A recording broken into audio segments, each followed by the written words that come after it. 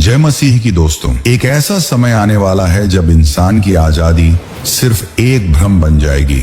हर व्यक्ति की पहचान एक इनविजिबल कोड से जुड़ जाएगी। हर लेन देन एक सिस्टम के जरिए कंट्रोल होगा और जो इस सिस्टम को फॉलो नहीं करेगा वो दुनिया से अलग कर दिया जाएगा। न वो रोटी खरीद पाएगा, न दवा, न यात्रा कर पाएगा और न ही अपना जीवन सामान्य ढंग से जी पाएगा। और यह सब कुछ एक ऐसे इंसान की निगरानी में होगा जो खुद को सर्वशक्तिमान कहेगा, लेकिन वह परमेश्वर नहीं होगा। वह होगा एंटी क्राइस्ट, एक ऐसा छलावा जो लोगों को विश्वास दिलाएगा कि वही उद्धार देने वाला है, पर वास्तव में वह परमेश्वर के विरुद्ध खड़ा होगा। और बाइबल की पुस्तक प्रकाशित वाक्य रेवलेशन पहले से ही चेतावनी देती है कि वह समय निकट है जब यह नकली मसीहा लोगों को अपने चिन्ह मार्क ऑफ द बीस्ट के बिना जीने नहीं देगा, और यह चिन्ह इंसान के हाथ या माथे पर लगाया जाएगा ताकि वह पूरी दुनिया पर अपना कंट्रोल जमा सके। और जो भी व्यक्ति इस चिन्ह को लेने से मना करेगा वह सताया जाएगा, उसका बहिष्कार होगा और अंततः उसे मार दिया जाएगा। लेकिन जो लोग सच्चे परमेश्वर को पहचानते हैं वे जानते हैं कि मृत्यु के बाद न्याय है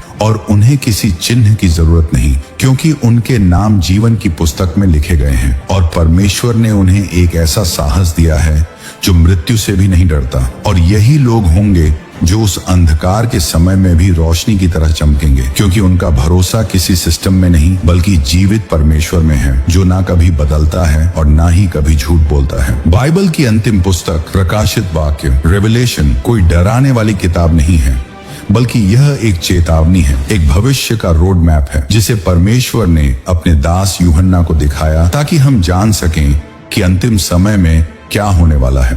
और जब यूहन्ना को यह दर्शन मिला तब वह अकेला एक टापू पर कैद था, लेकिन उसका आत्मा परमेश्वर की उपस्थिति में उठाई गई और उसने जो कुछ देखा वो शब्दों से परे था। उसने 7 स्वर्ण दीपों के बीच एक तेजस्वी रूप देखा जिसने कहा, मैं ही आदि और अंत हूँ। और वहीं से वह भविष्य की घटनाओं को देखने लगा। उसने देखा कि 7 मुहरें खोली जा रही हैं और हर मुहर के साथ पृथ्वी पर एक नई विपत्ति आती है, जैसे युद्ध, अकाल, महामारी और मृत्यु। फिर उसने देखा कि एक जानवर समुद्र से निकलता है जिसके सिरों पर ताज होते हैं और लोग उसकी शक्ति देखकर चकित हो जाते हैं और लोग कहते हैं, इसके समान कौन है। और यहीं से शुरू होती है एंटी क्राइस्ट की योजना, जो एक धर्मनिरपेक्ष शांति का नकली वादा करता है, लेकिन उसके पीछे एक अंधेरा है, एक ऐसा कंट्रोल सिस्टम जो हर इंसान को एक चिन्ह के जरिए बांध देता है और इस चिन्ह के बिना कोई व्यक्ति जीवित रह ही नहीं सकता। और रेवलेशन साफ कहता है कि यह चिन्ह उस जानवर का नाम या नाम का अंक होगा और वह अंक है 666,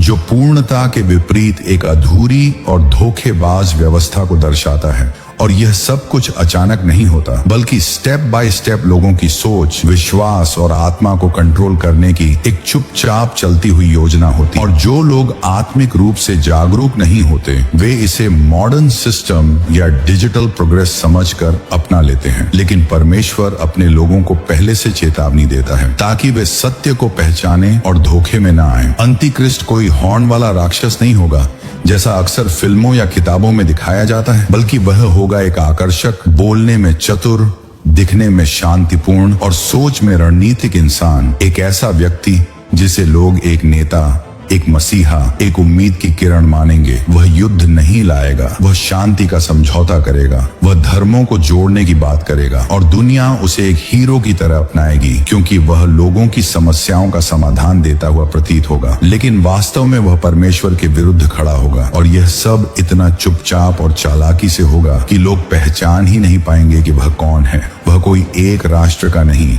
बल्कि पूरे विश्व के मंच पर खड़ा होगा और उसके पीछे एक अदृश्य शक्ति होगी, शैतान की वो योजना जो शुरुआत से ही परमेश्वर के काम को नकली रूप में पेश करती आई है। और यही नकलीपन इस व्यक्ति के जरिए सामने आएगा। बाइबल कहती है कि वह जानवर के समान होगा, लेकिन उसका मुख मनुष्य जैसा होगा, यानी वो आउटवर्डली अच्छा और नोबल दिखेगा, लेकिन अंदर से दंभ से भरा हुआ होगा। और जैसे जैसे उसकी शक्ति बढ़ेगी वह अपने आप को परमेश्वर घोषित करेगा, मंदिर में जाकर विराजेगा और कहेगा, मैं ही परमेश्वर हूँ। और उस समय जो लोग सत्य को जानते होंगे उनके लिए यह सबसे बड़ा परीक्षण होगा, क्योंकि जब पूरा संसार उसकी पूजा करेगा तब सच्चे विश्वासियों को उसके खिलाफ खड़ा होना होगा। और यही वह समय होगा जिसे बाइबल कहती है महान क्लेश, ग्रेट ट्रिब्यूलेशन, जहाँ विश्वास की परीक्षा मृत्यु तक होगी। और इस समय एंटी क्राइस्ट ऐसे साइंस और वंडर्स दिखाएगा कि यहाँ तक कि चुने हुए लोग भी भ्रमित हो सकते हैं अगर वे सतर्क न रहें। लेकिन परमेश्वर का वचन स्पष्ट है, जो सत्य को जानता है वही धोखे को पहचानता है। और यही कारण है कि अभी का समय सबसे अहम है, ताकि हम अपने हृदय को परमेश्वर के वचन से भर लें, ताकि जब वो समय आए तो हम कंफ्यूजन में न पड़े। क्योंकि एंटी क्राइस्ट का सबसे बड़ा हथियार है धोखा, और सत्य के बिना कोई नहीं पहचान सकता। बाइबल की पुस्तक प्रकाशित वाक्य अध्याय 13 में एक रहस्यमयी चिन्ह का उल्लेख है, जिसे बीस्ट का चिन्ह कहा गया है। यह कोई साधारण सिंबल नहीं है, ये एक ऐसा चिन्ह है जो इंसान की स्वतंत्रता, उसकी आत्मा और उसके निर्णय पर आधिपत्य जमाता है। यह चिन्ह उसके हाथ या माथे पर लगाया जाएगा ताकि वह केवल उस प्रणाली के भीतर ही खरीद और बिक्री कर सके। यानी जिस व्यक्ति के पास यह चिन्ह नहीं होगा वह सिस्टम से बाहर कर दिया जाएगा। और यहीं से यह स्पष्ट हो जाता है कि यह कोई केवल फिजिकल मार्क नहीं, बल्कि यह एक पूर्ण कंट्रोल सिस्टम का हिस्सा होगा, एक डिजिटल या बायोमेट्रिक आइडेंटिटी जो व्यक्ति की सोच, विश्वास और व्यवहार तक को ट्रैक करेगी। और इसमें सबसे खतरनाक बात यह है कि इसे जबरदस्ती नहीं बल्कि लोगों की सहमति से लागू किया जाएगा। लोग इसे सुविधाजनक मानेंगे, सिक्योरिटी का माध्यम समझेंगे, कैशलेस सोसाइटी का नेक्स्ट लेवल कहेंगे, लेकिन वो नहीं जानेंगे कि इसके पीछे कौन सी आत्मिक शक्ति काम कर रही है। क्योंकि प्रकाशित वाक्य कहता है कि यह चिन्ह उस जानवर के नाम या उसके नाम के अंक के समान होगा, 666।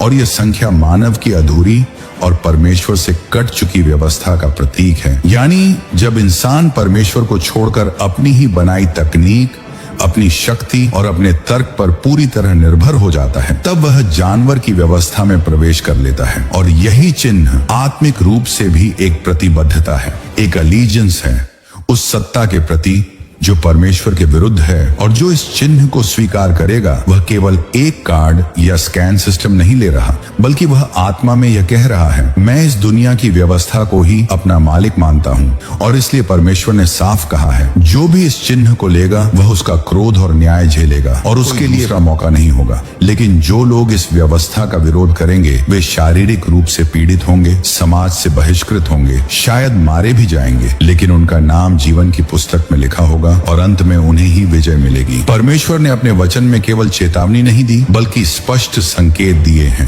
ताकि हम जान सकें कि अंत का समय कब निकट है। और ये संकेत केवल प्राकृतिक घटनाएं नहीं बल्कि आत्मिक और सामाजिक परिवर्तन की ओर इशारा करते हैं। मत्ती 24 में यीशु ने खुद कहा कि जब तुम सुनोगे युद्धों की आवाजें, देशों के बीच तनाव, महामारी, अकाल और भूकंप, तो समझ लेना कि यह केवल प्रारंभ है, क्योंकि ये सब प्रसव पीड़ा के जैसे होंगे। जैसे एक माँ को बच्चा जन्म देने से पहले तेज दर्द सहना पड़ता है, वैसे ही संसार को एक नए युग में प्रवेश करने से पहले भारी पीड़ा से गुजरना होगा। और हम आज जिस समय में जी रहे हैं वहाँ ये सारी बातें तेजी से घट रही हैं, नैतिक मूल्य गिर रहे हैं, झूठ को सत्य कहा जा रहा है और सत्य को नफरत का नाम दिया जा रहा है। समाज ऐसे कानून बना रहा है जो परमेश्वर की व्यवस्था के खिलाफ है, बच्चे अपने माता पिता के खिलाफ हो रहे हैं, राष्ट्र खुद के खिलाफ खड़े हो रहे हैं और चर्च की आत्मिक स्थिति भी कमजोर होती जा रही है। कई लोग केवल नाम से विश्वास रखते हैं, लेकिन उनके जीवन में परमेश्वर के भय का कोई स्थान नहीं।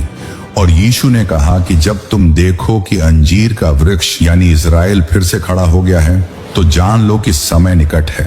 और 1948 में जब इस्राएल एक राष्ट्र के रूप में फिर स्थापित हुआ, तो यह सबसे बड़ा भविष्य सूचक संकेत था कि हम एंड टाइम्स की पीढ़ी में जी रहे हैं। आज टेक्नोलॉजी ने इंसान को ईश्वर बनने का भ्रम दे दिया है। Artificial intelligence, global surveillance, digital economy और एक विश्व सरकार की सोच, ये सब प्रकाशित वाक्य की घटनाओं को संभव बनाने की ओर बढ़ रहे हैं। और इन सब के बीच परमेश्वर के लोग सोए हुए हैं। लेकिन अब समय है जागने का, पहचानने का और तैयार होने का, क्योंकि यीशु ने कहा, जब ये सब बातें होने लगे तो ऊपर देखो, क्योंकि तुम्हारा उद्धार निकट है। जब दुनिया अंधकार में होगी, जब चारों ओर भ्रम, भय और विनाश होगा, तब लोग रोशनी बनकर चमकेंगे, क्योंकि उनका भविष्य इस संसार पर नहीं बल्कि उस वचन पर आधारित है जो सदा बना रहता है। और यही आशा हमें बाकी दुनिया से अलग करती है, क्योंकि जब दूसरों के लिए अंत होगा, हमारे लिए आरंभ होगा। जब लोग घबरा रहे होंगे, तब विश्वासियों के मन में शांति होगी, क्योंकि उन्होंने अपने जीवन को उस परमेश्वर को सौंप रखा है जो सच्चा है,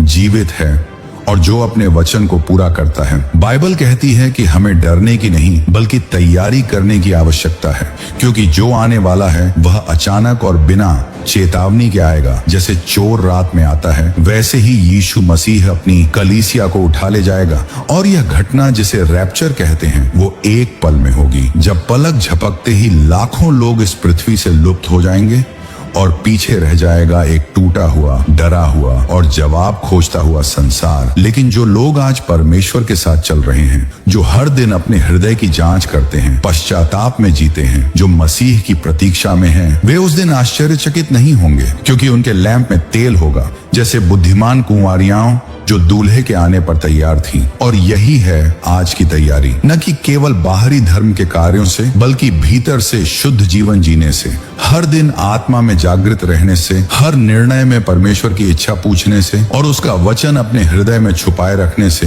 क्योंकि आने वाले समय में केवल वही खड़ा रहेगा जिसके अंदर मसीह जीवित है। और जब सारी व्यवस्थाएं गिरेंगी तो परमेश्वर की व्यवस्था अपने चरम पर पहुंचेगी और एक नया युग आरंभ होगा। एक ऐसा राज्य जिसमें न मृत्यु होगी, न पीड़ा, न रोग, न दुहक, जहां हम अपने परमेश्वर के साथ युगानुयुग तक रहेंगे। और यही हमारा अंतिम लक्ष्य है, न केवल बचे रहना बल्कि उस महिमा में प्रवेश करना जिसे परमेश्वर ने अपने प्रेमियों के लिए तैयार किया है। यीशु की वापसी पूरी दुनिया के लिए एक अद्भुत लेकिन बहुत ही गंभीर घटना होगी। यह कोई साधारण यात्रा नहीं होगी। यह एक ऐसा दिन होगा जब आकाश और पृथ्वी दोनों हिल जाएंगे, जब आकाश में बादल घेर लेंगे और यीशु मसीह स्वर्ग से अपने महान सामर्थ्य और महिमा के साथ प्रकट होंगे। और वह सिर्फ एक राजा के रूप में नहीं बल्कि परमेश्वर के न्याय का प्रतीक बने आएंगे। ये वही समय होगा जब यीशु के पास सभी राष्ट्रों का न्याय करने का अधिकार होगा। उसने कहा था, मैं जीवित हूँ और मैं हर एक को उसके कर्मों के अनुसार पुरस्कृत करूंगा।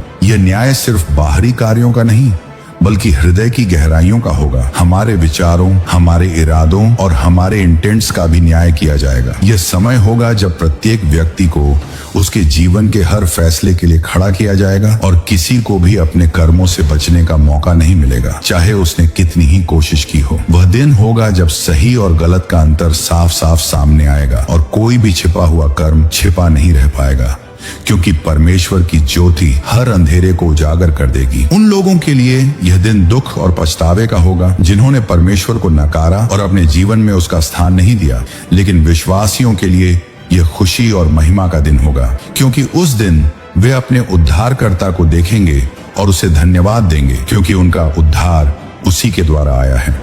और वही दिन होगा जब परमेश्वर अपना नया राज्य स्थापित करेगा, जहां कोई और आंसू नहीं होंगे, कोई और पीड़ा नहीं होगी और हम उसकी उपस्थिति में शांति और आनंद का अनुभव करेंगे।